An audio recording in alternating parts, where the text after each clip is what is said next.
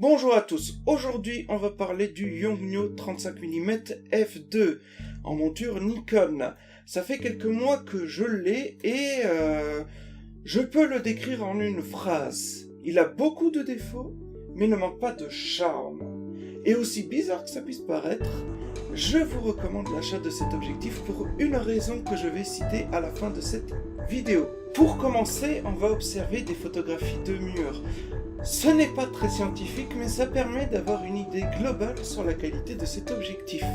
On commence à f2 et directement on peut voir qu'il y a beaucoup de vignettage et de distorsion.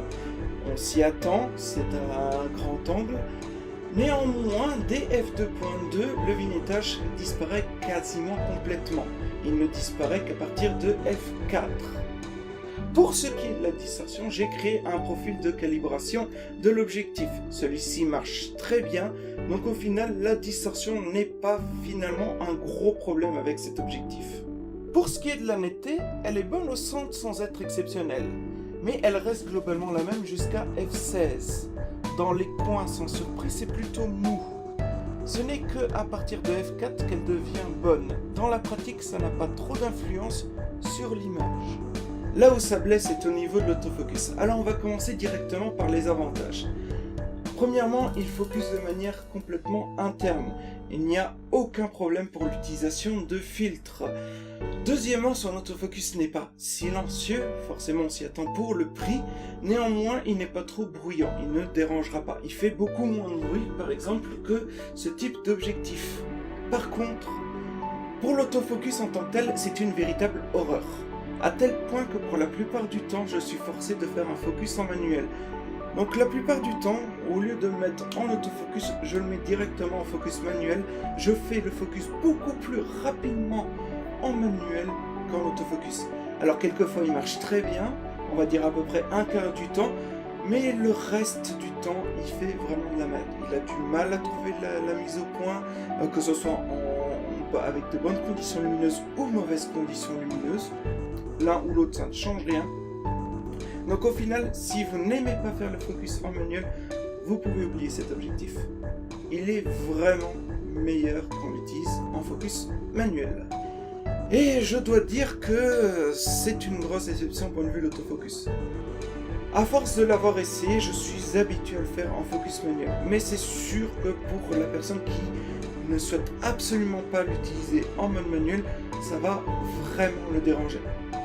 Le manuel, forcément, est un avantage pour la vidéo, à tel point que je l'ai utilisé pour mes premières vidéos sur YouTube, dont je mets l'aperçu ici.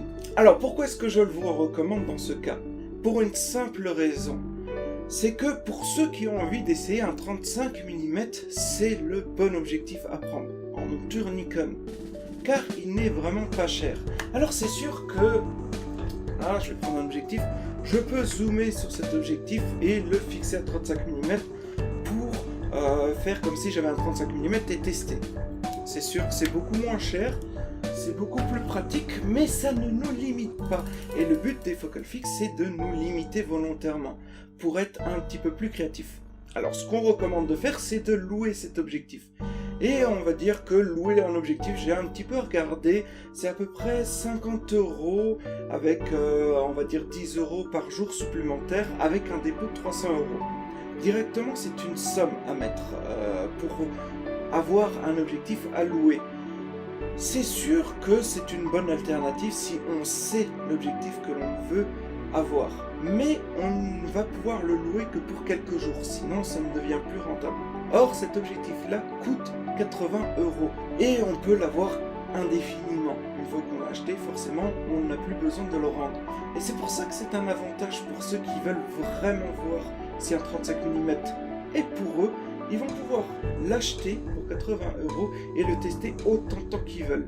Et pouvoir le garder par la suite en tant qu'objectif de secours. Il fait vraiment bien le taf en tant qu'objectif de secours. Alors c'est tout pour cette mini review du Yongnuo 35 mm f2. Un objectif que j'aime beaucoup, qui est maintenant très souvent dans mon sac, parce que j'aime beaucoup son rendu, personnellement. Il ne va pas plaire à tout le monde, c'est certain, mais franchement, j'ai été quand même surpris sur ce que je pouvais obtenir comme image avec ce petit caillou. Et j'ai hâte de pouvoir tester les nouveaux modèles Yongnuo pour Nikon que sont le 100 mm et le 85 mm.